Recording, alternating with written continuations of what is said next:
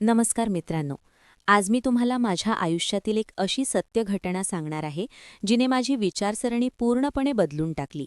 त्या दिवशी जे काही घडले त्यामुळे मला जाणवले की प्रत्येक नात्याची एक मर्यादा असते आणि जर माणसाने वेळीच हे ओळखले तर तो आयुष्यभराच्या पश्चातापापासून वाचू शकतो. ही कहाणी माझ्या सासरच्या घराची आहे, जिथे एक साधीशी दिसणारी घटना माझ्या मनात अनेक प्रकारचे विचार निर्माण करून गेली. पण शेवटी मला योग्य आणि अयोग्य यातील फरक स्पष्ट दिसून आला. मित्रांनो, माझ्या सासरच्या घरात माझी सासू आणि माझा साला राहत होते. माझे सासरेबुवांचे काही वर्षांपूर्वी निधन झाले होते. माझी सासू उर्मिलाजी एक अतिशय समंजस आणि शांत स्वभावाची महिला आहे. त्यांचे वय सुमारे 50 वर्षे आहे, पण त्यांची दिनचर्या आणि आत्मविश्वास पाहून कोणीही त्यांच्या वयाचा अंदाज लावू शकत नाही.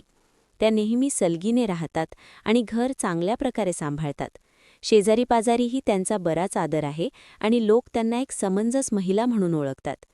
ही गोष्ट सुमारे 4 महिन्यांपूर्वीची आहे. अचानक मला 2 दिवसांसाठी सासरच्या गावी जावे लागले, कारण माझ्या साल्याची रेल्वेची परीक्षा होती, जिचे केंद्र दिल्लीला आले होते. त्यामुळे त्याला तिथे जावे लागले.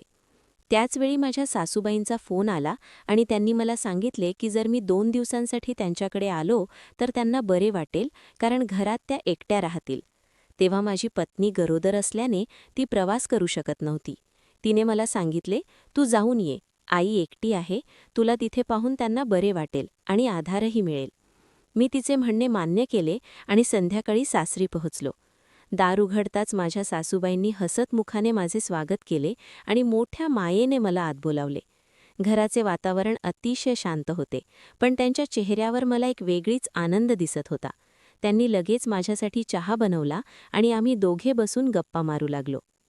गप्पा मारताना मला असे जाणवू लागले की त्या माझ्याकडे बारकाईने पाहत आहेत, पण मी तेव्हा या गोष्टीकडे फारसे लक्ष दिले नाही आणि सामान्यपणे त्यांच्याशी बोलत राहिलो. थोड्या वेळाने त्यांनी विचारले, "जेवणात काय बनवू?" तर मी म्हणालो, "जे तुम्हाला बनवायचे आहे ते बनवा." त्यांनी हलके हसून डोके हलवले आणि स्वयंपाकघरात गेल्या.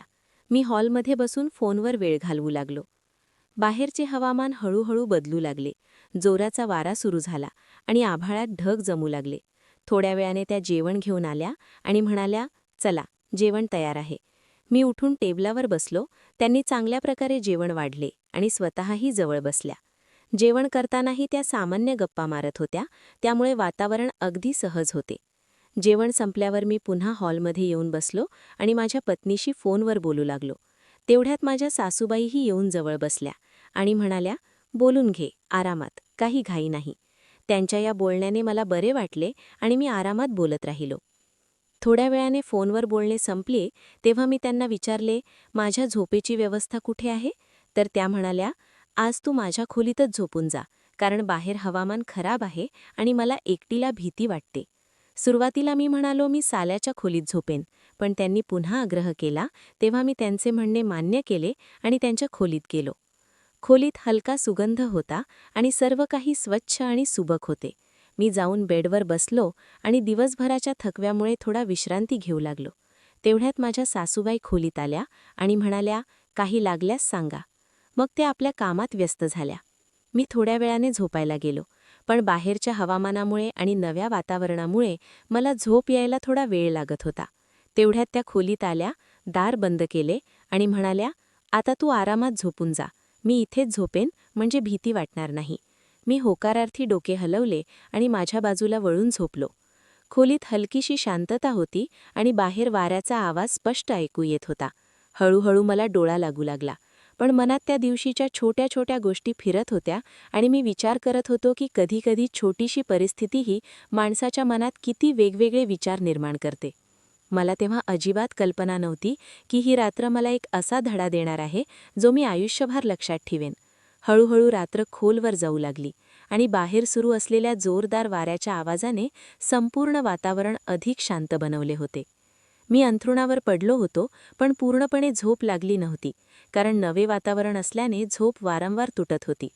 तेवढ्यात अचानक माझी झोप हलकीशी उघडली आणि मला असे जाणवले की जणू कोणीतरी खोलीत हालचाल केली. मी डोळे बंद ठेवूनच काळजीपूर्वक ऐकू लागलो, तर मला जवळून काही हलके आवाज ऐकू येऊ लागले. सुरुवातीला मला वाटले की बाहेरच्या हवामानामुळे असे वाटत असावे, पण नंतर जाणवले की आवाज खोलीच्या आतूनच येत आहे. मी हळूच डोळे उघडले, पण खोलीत हलकीशी अंधारी असल्याने काही स्पष्ट दिसत नव्हते. मी मनातल्या मनात विचार केला की कदाचित सासूबाईंना काही त्रास होत असेल, म्हणून मी त्यांना त्रास न देता थोडा वेळ शांतपणे ऐकत राहिलो. थोड्या वेळाने त्या उठून बाथरूमकडे गेल्या आणि काही वेळाने परत येऊन पडल्या. आता मला पूर्ण खात्री पटली की त्यांना काही त्रास होत आहे, पण त्यांनी मला जागे करणे आवश्यक मानले नाही. कदाचित त्या फक्त मला आराम करू द्यायला प्राधान्य देत होत्या.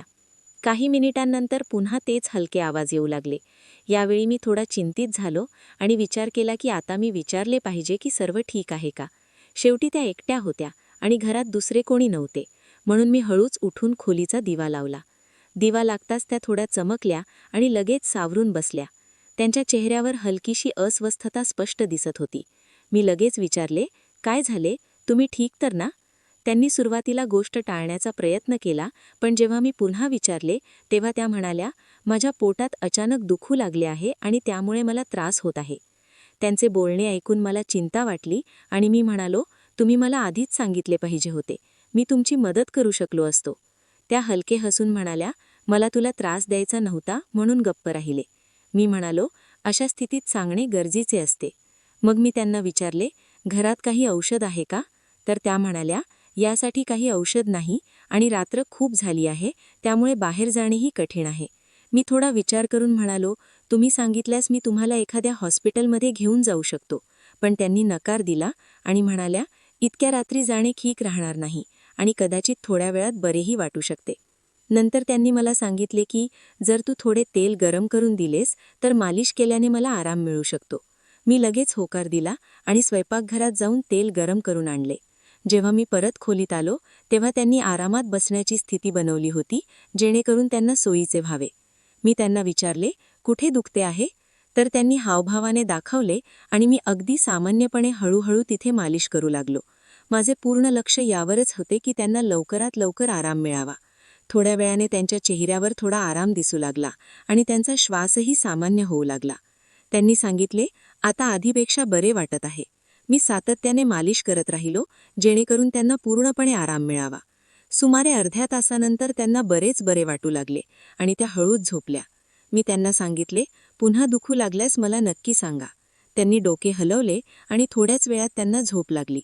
खोलीत पुन्हा शांतता पसरली होती आणि बाहेरच्या वाऱ्याचा आवाज हळूहळू कमी होऊ लागला. मीही माझ्या जागी येऊन पडलो, पण आता मला झोप लवकर येत नव्हती, कारण मनात अजूनही अनेक विचार चालू होते. मी विचार करत होतो की थोड्या वेळापूर्वीपर्यंत मी पूर्ण सत्य न जाणता किती वेगळ्या दिशेने विचार करू लागलो होतो, तर प्रत्यक्षात परिस्थिती अगदी वेगळी होती. तेव्हा मला माझ्या विचारांची हलकीशी लाज वाटली आणि सोबतच हीही जाणीव झाली की माणसाने कोणतीही परिस्थिती समजून घेण्यापूर्वी तिच्यावर निर्णय देऊ नये. हीच विचार करत करत मी हळूहळू शांत झालो आणि डोळे बंद करून आराम करू लागलो.